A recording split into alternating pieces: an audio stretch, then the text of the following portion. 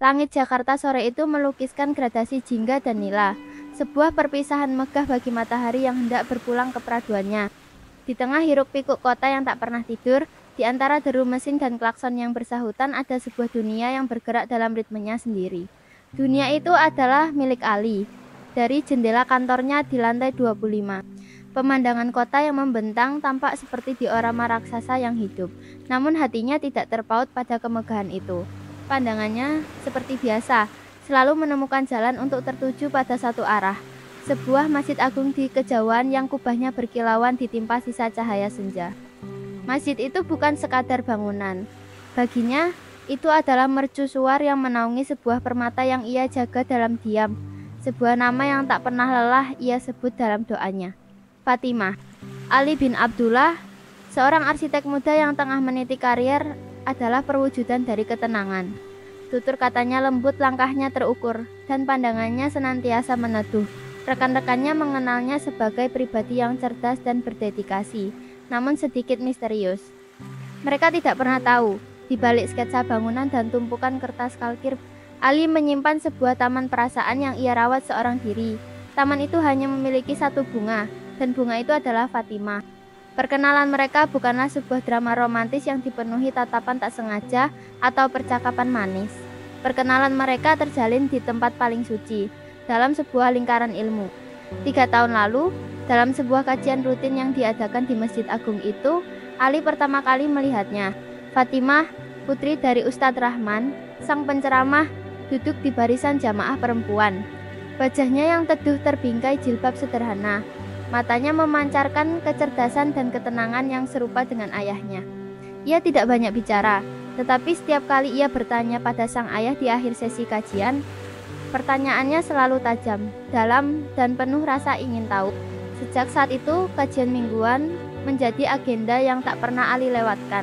Bukan lagi hanya untuk menimba ilmu, tetapi juga untuk mencuri pandang. Untuk sekadar memastikan bahwa bunga di tamannya itu masih ada di sana, mekar dalam kesederhanaannya. Ia tak pernah berani menyapa, tak pernah mencoba mendekat. Cinta yang ia rasakan adalah cinta yang penuh adab, sebuah kekaguman suci yang ia bingkai dengan rasa hormat. Ia tahu batasan-batasannya.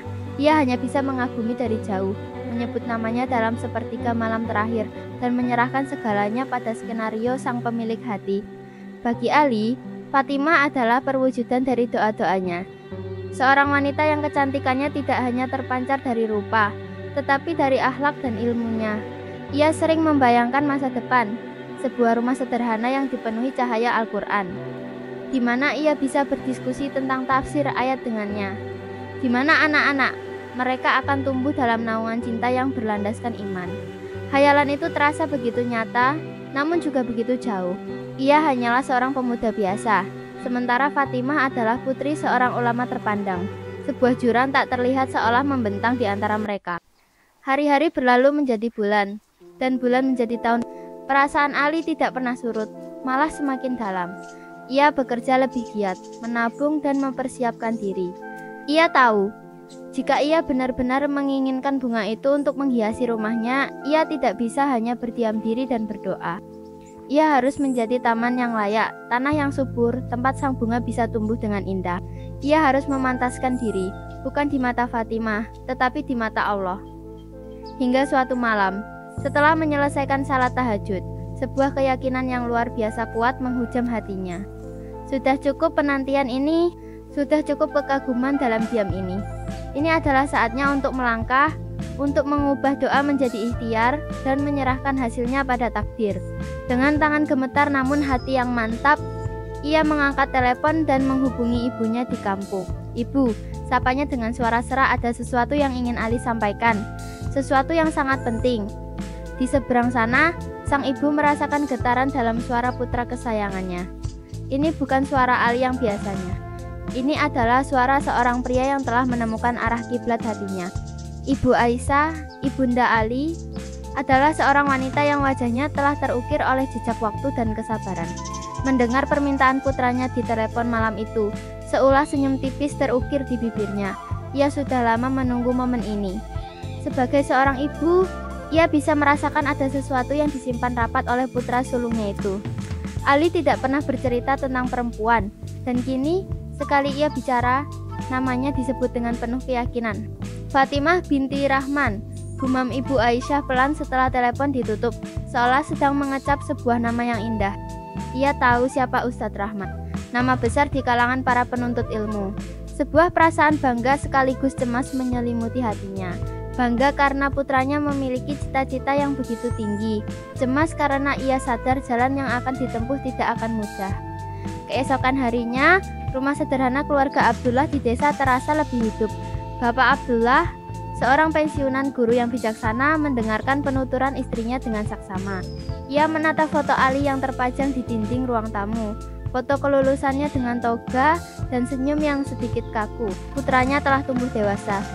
Jika niatnya baik karena Allah, maka kita sebagai orang tua wajib mendukungnya, Bu, kata Bapak Abdullah dengan tenang. Tugas kita adalah berikhtiar. Perkara hasil, itu adalah hak prerogatif Allah. Siapkan saja apa yang perlu disiapkan. Kita akan berangkat ke Jakarta akhir pekan ini. Bagi Ali, hari-hari menjelang kedatangan orang tuanya adalah hari-hari terpanjang dalam hidupnya. Ia membersihkan apartemennya yang sederhana, membeli beberapa perabotan baru, dan mencoba fokus pada pekerjaannya meski pikirannya terus melayang. Setiap sujudnya terasa lebih lama, setiap doanya lebih khusyuk. Ia menyerahkan seluruh harapannya, melapaskan segala ekspektasinya.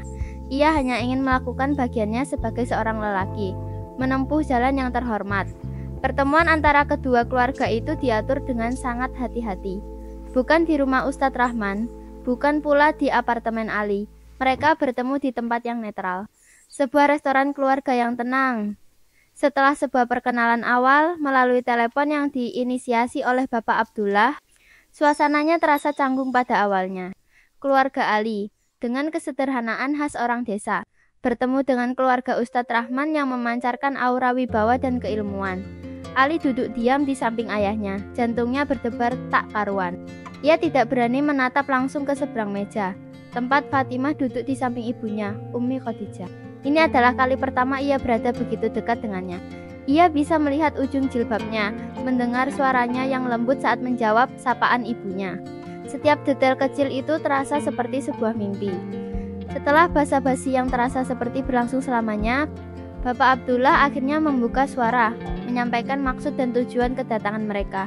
Ia berbicara dengan bahasa yang tertata rapi, penuh kerendahan hati, menjelaskan tentang putranya, pekerjaannya, dan niat luhurnya untuk mempersunting putri mereka. Selama ayahnya berbicara, Ali menundukkan pandangannya dalam. Ia bisa merasakan tatapan Ustadz Rahman yang seolah menembus hingga ke dasar hatinya. Ini adalah ujian pertamanya, ujian ketulusan. Ustadz Rahman mendengarkan tanpa menyela. Wajahnya tenang, tak menunjukkan ekspresi apapun. Setelah Bapak Abdullah selesai, sang Ustadz berdehem pelan. Terima kasih atas niat baik Bapak dan keluarga, ujarnya dengan suara yang dalam dan berwibawa. Ini adalah sebuah kehormatan bagi kami. Namun, dalam keluarga kami, keputusan akhir ada di tangan anak yang akan menjalaninya. Islam memberikan hak itu padanya. Kami sebagai orang tua hanya bisa membimbing. Kemudian, ia menoleh pada putrinya. Fatimah, bagaimana menurutmu? Seluruh dunia Ali seakan berhenti berputar. Seluruh harapannya kini bergantung pada satu jawaban. Fatimah tidak langsung menjawab. Ia terdiam sejenak. Wajahnya yang tertunduk tampak memerah. Ali bisa melihat kegelisahan di jemarinya yang saling bertaut. Lalu, dengan suara yang nyaris berbisik namun terdengar jelas di ruangan yang hening itu, Fatimah berkata, "Maafkan Fatimah, ayah, ibu, juga bapak dan ibu Abdullah," serta Kak Ali. Setiap kata terasa seperti sayatan. Fatimah sangat menghargai niat baik ini. Tapi, Fatimah masih ingin melanjutkan studi. Ada beasiswa S2 yang sedang Fatimah kejar. Fatimah merasa belum siap untuk memikul tanggung jawab sebagai seorang istri. Keheningan itu terasa lebih bising dari suara apapun yang pernah Ali dengar. Rasanya seperti sebuah gelas kristal yang indah jatuh ke lantai marmer, pecah berkeping-keping. Ali mengangkat wajahnya perlahan, mencoba tersenyum meski rasanya seperti menarik beban ribuan ton. Ia melihat mata Fatimah sekilas, dan di sana ia tidak melihat penolakan yang dingin. Ia melihat sebuah permintaan maaf yang tulus, sebuah kegamangan. Tapi itu tidak mengubah kenyataan. Jawabannya adalah tidak. Penolakan itu adalah badai senyap yang memorak-porandakan taman perasaan yang telah Ali rawat selama bertahun-tahun. Perjalanan pulang ke apartemen bersama orang tuanya terasa kabur. Ia masih bisa mendengar permintaan maaf ayahnya kepada keluarga Ustadz Rahman, merasakan tepukan lembut ibunya di bahunya. Tapi semua itu terasa jauh. Malam itu di atas sajadahnya, Ali menangis. Bukan tangisan penyesalan, tetapi tangisan seorang hamba yang sedang diuji kecintaannya pada Sang Pencipta.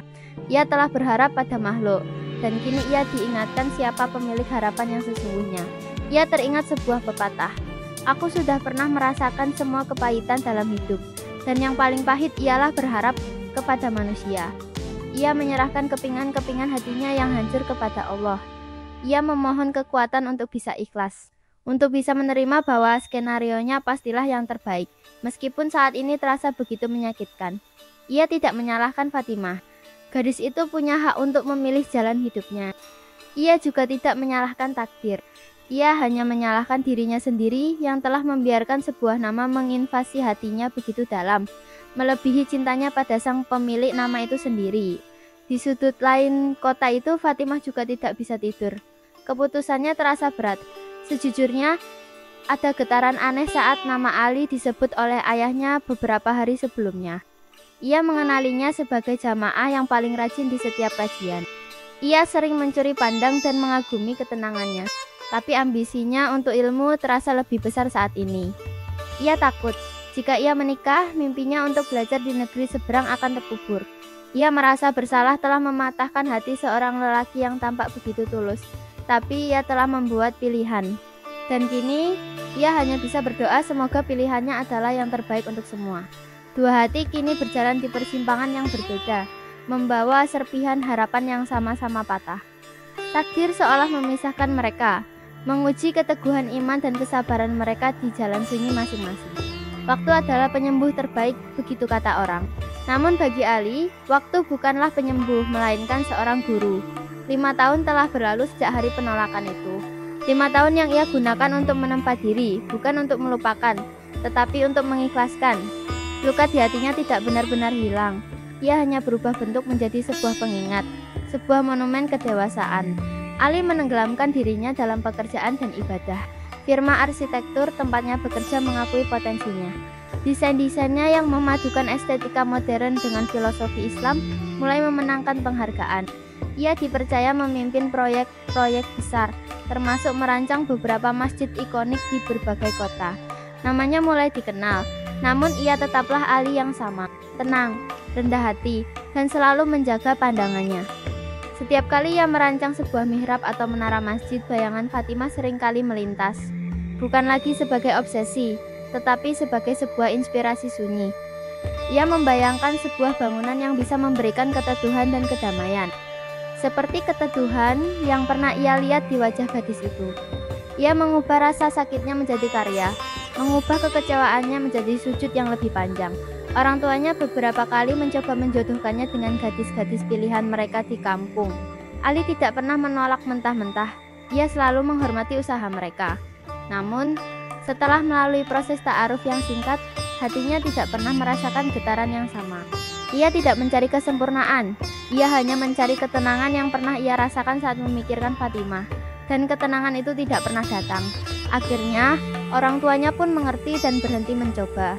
Mereka menyerahkan urusan jodoh putranya sepenuhnya pada kehendak yang di atas. Sementara itu, di belahan bumi lain, Fatimah berhasil meraih mimpinya. Ia menyelesaikan studi masternya di bidang studi Islam di Kairo dengan predikat cum laude. 2 tahun di negeri para nabi telah mengubahnya. Ia menjadi lebih dewasa, lebih bijaksana. Ia belajar banyak tentang dunia, tentang keragaman pemikiran, dan tentang dirinya sendiri. Selama di sana, beberapa proposal dari mahasiswa Indonesia maupun pemuda lokal datang padanya. Semuanya adalah pribadi-pribadi yang baik dan berilmu. Namun, seperti Ali, hatinya tidak pernah bergetar. Setiap kali ia mencoba membuka hati, sebuah bayangan tentang seorang pemuda arsitek yang tenang dan tulus selalu muncul, membawa sebersih rasa bersalah dan penyesalan. Apakah keputusannya 5 tahun lalu sudah benar? Pertanyaan itu sering menghantuinya di malam-malam yang sunyi di Mesir. Ia merindukan kajian ayahnya, merindukan suasana Masjid Agung di Jakarta, dan tanpa ia sadari ia merindukan kehadiran hening pemuda itu. Ia sering mendengar kabar tentang Ali melalui ibunya di telepon, tentang prestasinya, tentang masjid-masjid yang ia rancang. Ada rasa bangga yang aneh menyelinap di hatinya, juga rasa sakit yang samar. Lelaki yang pernah ia tolak itu telah tumbuh menjadi pohon yang rindang, sementara ia masih mencari pijakan. Setelah 5 tahun, Fatimah akhirnya kembali ke tanah air. Ia kembali bukan lagi sebagai seorang mahasiswi, tetapi sebagai seorang akademisi muda. Ia mulai mengajar di Universitas Islam, tempat ayahnya juga mengabdi. Ia menuangkan ilmunya, berdakwah melalui tulisan dan seminar. Ia menjadi sosok yang dikagumi, mandiri dan cerdas. Namun, di usianya yang mendekati 30, hatinya masih terasa kosong. Takdir, dengan caranya yang misterius, mulai menenun kembali benang-benang yang pernah terputus. Sebuah proyek besar sedang direncanakan oleh pihak universitas. Pembangunan sebuah perpustakaan dan pusat studi Islam modern yang akan menjadi yang terbesar di Asia Tenggara. Panitia pembangunan mencari arsitek terbaik, dan setelah melalui seleksi yang ketat, satu nama yang terpilih adalah Ali bin Abdullah. Ketika Fatimah mendengar nama itu disebut dalam rapat dosen, jantungnya seolah berhenti berdetak. Ali, lelaki itu akan datang ke sini. Mereka akan bertemu. Setelah 5 tahun, kepanikan dan harapan berbaur menjadi satu. Apa yang harus ia katakan? Apa yang harus ia lakukan? Haruskah ia menghindar? Atau haruskah ia menghadapi masa lalunya? Bagi Ali, undangan dari universitas itu adalah sebuah kehormatan profesional. Ia tidak tahu menahu bahwa Fatimah kini mengajar di sana. Ia mempersiapkan presentasinya dengan detail, menuangkan seluruh ide terbaiknya untuk sebuah pusat peradaban Islam. Baginya, ini adalah proyek impian. Hari presentasi pun tiba. Ali, dengan setelan kemeja sederhana namun rapi, berdiri di depan jajaran rektorat, dekan, dan dosen senior. Ia memaparkan konsepnya dengan lancar dan penuh percaya diri. Matanya menelusuri wajah-wajah di ruangan itu, menjelaskan setiap detail filosofis dari desainnya. Dan kemudian matanya berhenti. Di salah satu kursi di barisan tengah, ia melihatnya, Fatimah. Waktu seolah membeku. Gadis itu tampak berbeda, lebih dewasa, lebih anggun, namun sorot mata cerdas itu masih sama. Jantung Ali berdebar kencang, konsentrasinya nyaris buyar. Tapi ia menarik napas dalam-dalam, mengumpulkan kembali seluruh kekuatannya. Ia adalah seorang profesional.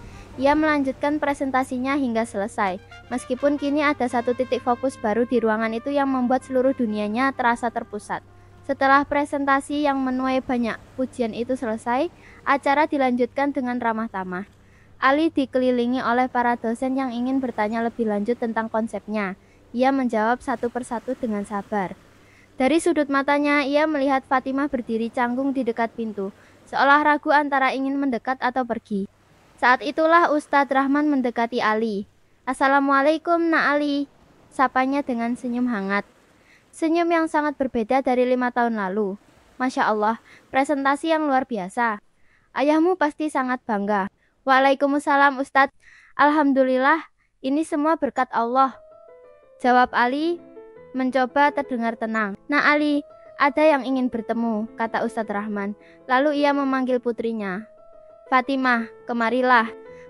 Fatimah berjalan mendekat dengan langkah ragu. Ini adalah momen yang ia takuti sekaligus ia harapkan. Mereka berdiri berhadapan, dipisahkan oleh jarak 1 meter yang terasa seperti jurang menganga. Untuk pertama kalinya dalam 5 tahun, pandangan mereka bertemu tanpa sengaja. Dan di sana, di kedalaman mata masing-masing, mereka melihat cerita yang sama. Sebuah penantian yang panjang, sebuah penyesalan yang sunyi, dan sebersit harapan yang menolak untuk padam. "Apa kabar Kak Ali?" bisik Fatimah, menjadi yang pertama memecah keheningan. Ali tersenyum, sebuah senyum tulus yang akhirnya bisa ia berikan tanpa beban. "Alhamdulillah baik. Kamu sendiri bagaimana Fatimah?" Pertemuan kembali itu membuka sebuah pintu yang telah lama tertutup. Proyek perpustakaan membuat mereka harus sering berinteraksi. Ali sebagai arsitek utama, dan Fatimah sebagai salah satu anggota tim konsultan dari pihak fakultas. Pertemuan mereka selalu profesional, terbatas pada diskusi tentang desain, material, dan filosofi bangunan. Namun, di sela-sela pembicaraan tentang tata letak rak buku dan ruang baca, ada bahasa lain yang tak terucapkan. Bahasa tatapan mata. jeda dalam percakapan, dan senyum kecil yang disembunyikan. Ali melihat Fatimah yang baru, seorang wanita cerdas dan mandiri yang tidak kehilangan kelembutannya. Ia semakin mengaguminya. Rasa yang dulu pernah ia paksa kubur, kini mulai tumbuh kembali. Namun kali ini dengan akar yang lebih kuat, lebih dewasa. Fatimah juga melihat Ali yang baru. Seorang pria matang yang memimpin timnya dengan wibawa. Yang setiap ucapannya penuh dengan pertimbangan dan hikmah. Rasa bersalahnya perlahan berubah menjadi kekaguman yang mendalam. Ia mulai menyadari, lelaki di hadapannya inilah jawaban dari doa-doanya selama ini. Ambisinya untuk ilmu telah tercapai, dan kini hatinya mencari sebuah pelabuhan untuk berlabuh. Suatu sore, setelah rapat yang panjang, mereka berjalan beriringan di koridor kampus yang mulai sepi. Hanya mereka berdua, keheningan terasa nyaman. Masjid yang kakak rancang di Palembang, saya melihatnya di majalah arsitektur, kata Fatimah tiba-tiba. Indah sekali. Filosofi airnya sangat dalam. Ali tersenyum. Terima kasih. Inspirasinya datang dari banyak hal, termasuk dari sebuah penantian. Fatimah terdiam. Ia tahu kalimat itu ditujukan untuknya. Kak, panggil Fatimah pelan. Tentang 5 tahun yang lalu, saya. Tidak perlu dibahas, potong Ali lembut. Semua sudah menjadi takdir terbaik darinya. Berkat penolakanmu hari itu, aku menjadi Ali yang sekarang. Dan kamu menjadi Fatimah yang sekarang. Allah tidak pernah salah dalam menulis skenario, bukan? Hati Fatimah menghangat. Lelaki ini tidak menyimpan dendam sedikit pun. Justru ia melihat penolakan itu sebagai sebuah berkah terselubung. Kedewasaannya membuat Fatimah semakin jatuh hati. Malam itu, setelah bermunajat dalam salat istikharah yang terasa paling khusyuk dalam hidupnya, Ali mengambil keputusan. Ia tidak akan membiarkan kesempatan kedua ini lewat begitu saja. Kali ini, ia tidak akan melalui orang tuanya. Ia akan menghadap langsung pada sang wali. Keesokan harinya, dengan keberanian yang dihimpun dari sisa-sisa harapannya, Ali datang seorang diri ke kediaman Ustadz Rahman.